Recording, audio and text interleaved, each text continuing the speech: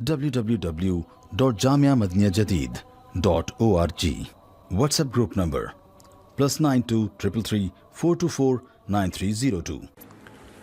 الحمدللہ رب العالمین والصلاة والسلام على خیر خلقہ سیدنا و مولانا محمد وآلہ واصحابہ اجمعین. اما بعد، باری تعالیٰ کا ارشاد ہے: یا ایہا الذین آمنوا انفقوا مما رزقناکم من قبل ان یأتی یوم لا بیع. کہ لوگو خرچ کرو. اس میں اللہ تعالیٰ خرچ کرنے کا حکم دے رہے ہیں، مال کو خرچ کرنے کا. ہم اور آپ جو زندگی گزارتے ہیں اس میں ہم ایک دوسرے کو حکم نہیں دے سکتے کہ خرچ کرو. اگر آپ کسی کو حکم دیں گے کہ خرچ کرو تو وہ آپ کو کہے گا کہ تو کر دے خرچ، مجھے کیوں حکم دے رہا ہے. وہ لڑ پڑے گا الٹا. بات بھی صحیح ہے اصولی طور پر کہ مال جیسے میرے پاس ہے ایسے ہی تمہارے پاس بھی ہے. کسی کے پاس کم، کسی کے پاس زیادہ، لیکن میرا مال ہے، تمہارا مال تمہارا مال ہے.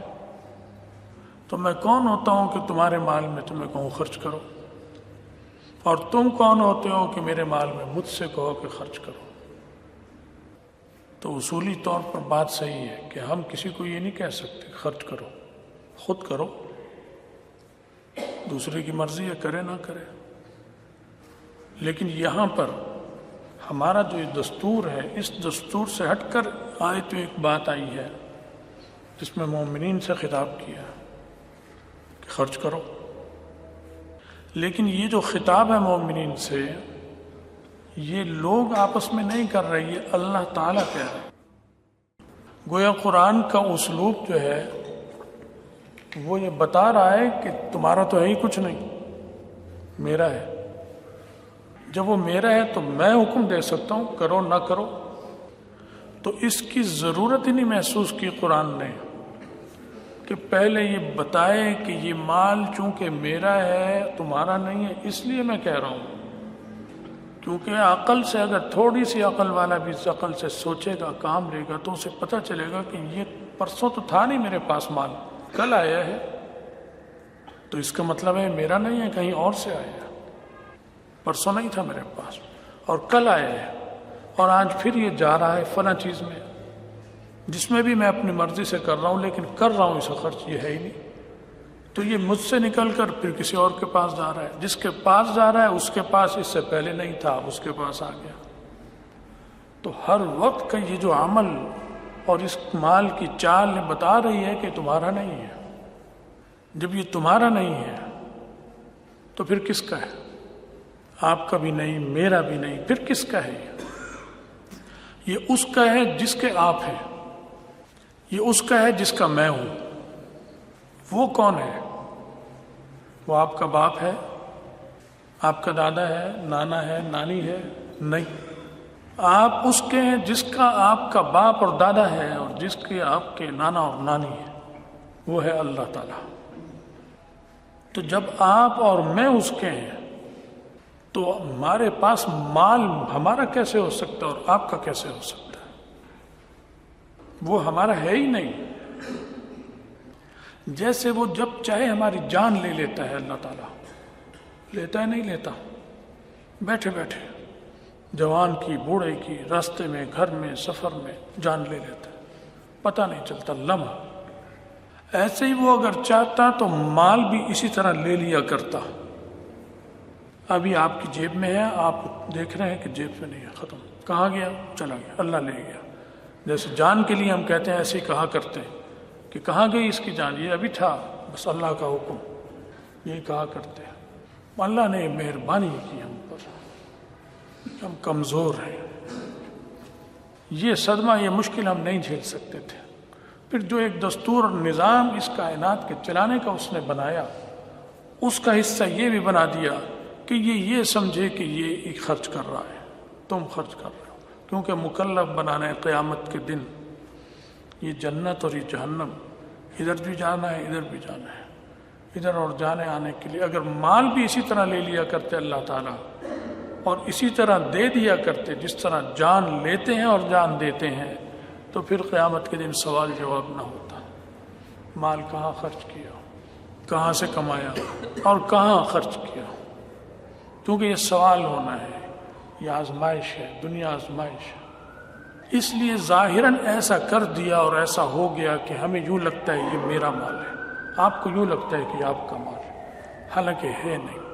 جب نہیں ہے اور یقیناً نہیں ہے اور صرف اللہ کا ہے تو اللہ کو حق پہنچتا ہے کہ وہ حکم دے، وہ کہہ رہا خرچ کر دو، انفقو، اب اس کا حق ہے، وہ کہ آپ بھی اس کے اور مال بھی اس کا، مما رزقناکم، جو ہم نے تمہیں دیا ہے، تمہارا نہیں تھا، ہم نے دیا۔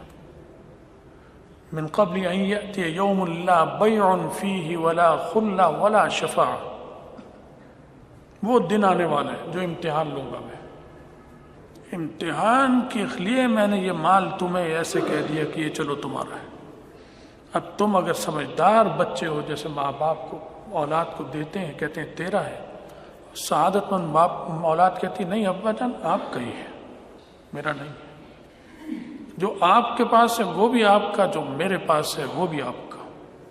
ایسے فرما بردار بندے کو جب یہ حکم کان میں پڑے گا خرچ کر دو، تو وہ اللہ تعالیٰ سے باپ سے بھی زیادہ گریہ کرتے ہوئے کہے گا اللہ تیرا ہی تو ہے، یہ کر دیا، لٹا دیا، ادھر بھی دے ادھر بھی دے، اسے بھی دے اسے بھی دے، مستحق کو بھی دے غیر مستحق کو بھی دے، کیونکہ غیر مستحق کو بھی دینا ہوتا ہے، رشتہ دار ہیں، تعلق ہے، خوشی کی تقریب ہے، مالدار ہیں وہ بھی، آپ بھی پھر بھی دیتے ہیں، نہیں دیں گے تو اچھی بات نہیں سمجھی جائے گی۔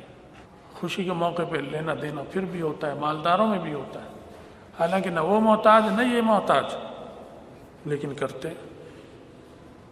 تو یہ جان جیسے وہ نکال لیتا ہے ایسے ہی وہ مال بھی نکال لیتا ہے۔ اب بھی ایسے ہوتا ہے بعض لوگوں کے ساتھ، کسی کا امتحان کے لیے کرتا ہے، کسی کو سزا کے لیے کرتا ہے، اپنی طاقت دکھانے کے لیے کہ میں نے عام دستور تو یہی بنا دیا کہ مال تمہارا ہے، لیکن میں جب چاہوں لے لوں، اور لینے کے انداز اس کے مختلف ہے، وہ مال لے بھی رہا ہے اسی طرح جیسے جان لیتا ہے، کیونکہ دو چیزیں ان دو چیزوں کو آپس میں جدا کرنے کا یہ طریقہ ہے کہ آپ اس چیز کو اٹھا کے ادھر کر لیں تو اس سے جدا ہو گئی، اور اگر آپ اسے نہ اٹھائیں دوسرے کو اٹھا لیں تو بھی جدا ہو گئی، جدائی ہر حال میں ہو گئی۔ تو ایک صورت تو یہ ہے کہ اللہ تعالیٰ انسان کی جان قبض کر لیں، مال اس کا یہاں ہے تو مال میں اور اس میں جدائی آ گئی، مال یہی رہ گیا، یہ ادھر چلا گیا۔ دوسری صورت یہ ہے کہ یہ زندہ ہے، مال اس سے لے لیا، ڈاکے کے ذریعے لے دیا، چوری کے ذریعے آگ لگا کر اور کسی طرح جیب سے گر گیا، جیب کترا لے گیا، تو اب جان تو نہیں لی، مال لے لیا۔ یہ اسی طرح لیا جیسے اچانک جان اللہ لیتا ہے جب چاہتا ہے، ایسے مال لے لیا جب چاہتا ہے۔ تو مال بھی اللہ تعالیٰ جب انسان کی جان لے رہا ہے تو اسی لمحے اس کا مال بھی لے رہا ہے، کیونکہ مال جدا ہو گیا، اس سے لینے کا مطلب ہے ان دونوں میں جدائی پیدا کر دو۔ تو جدائی تو اس صورت میں بھی ہوتی ہے کہ جیب کے اندر بھی جو پیسے ہوتے ہیں جب جان نکل گئی تو وہ بھی اب اس کے نہیں ہیں، وہ رشتہ داریوں نکالتے ہیں جیبوں سے اور رکھ لیتے ہیں، گھڑی بھی اتارتے ہیں رکھتے ہیں، موبائل بھی نکالتے ہیں رکھتے ہیں، یہ بھی رکھا یہ بھی رکھا، جدا ہو گیا۔ تو روز دائیں بائیں مظاہرہ ہو رہا ہے، مال ایسے ہی نکل رہا ہے ہم سے جیسے جان، کیوں کہ دونوں کا مالک اللہ ہے، بے نیاز ہے، طاقتور ہے، زبردست اور برتر ہے، وہ جو چاہے کرے، جب چاہے کرے اور جس کے ساتھ چاہے کرے۔ تو میرے بھائی مال کو اپنا مت سمجھو، یہ دھوکہ مت دو اپنے آپ کو، اس سے نکل جاؤ۔ جان نکلنے سے پہلے مال جدا اس وقت بھی ہوگا، اپنے اختیار سے جدا کرو اسے، اس نے جدا ہو جانا ہے، اپنے اختیار سے جدا کرو تاکہ پاس ہو جاؤ۔ من قبل ان یأتی یوم لا بیع فیہ ولا خلہ ولا شفاعہ، اس دن سے پہلے جس میں کوئی سودا نہیں ہوگا، کوئی سودے بازی نہیں ہوگی, کوئی لین دین نہیں ہوگا اس دن, کوئی یاری دوستی نہیں چلے گی, کوئی ایڈجسٹمنٹ نہیں ہوگی. لا بیع فیہ ولا خلہ ولا شفاعہ, سفارش بھی نہیں چلے گی. اور یہ سارے سال کے لیے, یہ رمضان کے لیے نہیں ہے کہ رمضان آ رہا ہے تو خرچ کر دو. وہ بھی جو کرتے ہیں بہت تھوڑا, اور وہ بھی جو کرتے ہیں بہت تھوڑے لوگ, اکثر پھر بھی نہیں کرتے. پھر ایک بات یہ ہوتی ہے کہ جب خرچ کر دیا, کسی نے توفیق دی, اللہ نے کسی کو زکوٰۃ دے دی, تو اس زکوٰۃ دینے والوں میں بھی بعض لوگ ایسے ہوتے ہیں کہ زکوٰۃ دینے کے بعد سنگ دل اور پتھر دل بن جاتے ہیں. اب اگر ان کے سامنے کوئی ریڑیاں رگڑ رگڑ کے مر رہا ہے, رشتہ دار ہیں, کسی کی شادی ہونی ہے, رشتہ ٹوٹنے کا خطرہ ہے, یہ ہو رہا ہے, وہ ہو رہا ہے, وہ کہتے ہیں نہیں میں تو زکوٰۃ دے چکا. یہ اللہ کے یہاں مجرم ہے, یہ زکوٰۃ دینے کے باوجود مجرم ہے, یہ نمازی اور حاجی ہونے کے باوجود مجرم ہے, یہ سنگ دل ہے. سنگ دل اللہ کو پسند نہیں. کیا نفلی نماز آپ کے ذمہ واجب نہیں ہوتی؟ آپ عمرے کا جاتے ہیں, حج کا طواف کرتے ہیں عمرے کا, اس کے بعد 2 نفل پڑھتے ہیں, وہ کیا ہوتے ہیں؟ واجب, حالانکہ ہے وہ نفل. تو نفل نماز بھی واجب ہو جاتی ہے کسی کو. ایسے نفل صدقہ بھی واجب ہوتا ہے. بے شک زکوٰۃ دے دی, آپ پر واجب نہیں ہے خرچ کرنا, لیکن اگر حادثہ ہو گیا, ایکسیڈنٹ ہو گیا, مشکل آ گئی, عام مسلمانوں کی مدد, فلسطین, کشمیر, صومالیہ, افریقہ, ہندوستان, کشمیر اور جہاں جہاں شام, یمن بیٹھے ہیں, سانپ کی طرح سامان پر بیٹھے ہیں اپنے, کہ نہیں اول تو زکوٰۃ ہی نہیں دی, اور جس نے دے دی وہ کہتا ہے دے چکا, اب نہیں دیتا. یہ دینے کے باوجود مجرم ہے اللہ کے یہاں, یہ داڑھی کے باوجود مجرم ہے, یہ حاجی نمازی ہونے کے باوجود مجرم ہے. مال کی محبت یہ بہت خطرناک چیز ہے, یہ دلوں سے نکال دو. میرے دل سے نہیں, نہ میں آپ کے دل سے نہیں, اپنے دل سے ہر ایک خود نکالے گا, دوسرا کوئی نکال ہی نہیں سکتا. اپنے دل پر ہمارا اپنا قابو ہے, ہم چاہیں اپنا علاج کریں تو نکال سکتے ہیں. بات لمبی ہو گئی, وقت بھی ہو چکا. اللہ تعالی ہمیں اور آپ سب کو عمل کی سمجھ کی توفیق دے, مال کی محبت ہمارے دلوں سے نکال دے, آخرت کا ڈر اور خوف اور موت کا خوف اور آخرت کی تیاری کی توفیق دے, ہمارا خاتمہ ایمان پر فرمائے, اور آخرت میں رسول اللہ صلی اللہ علیہ وسلم کی شفاعت اور ان کے ساتھ نصیب فرمائے. وآخر دعوانا ان الحمد للہ.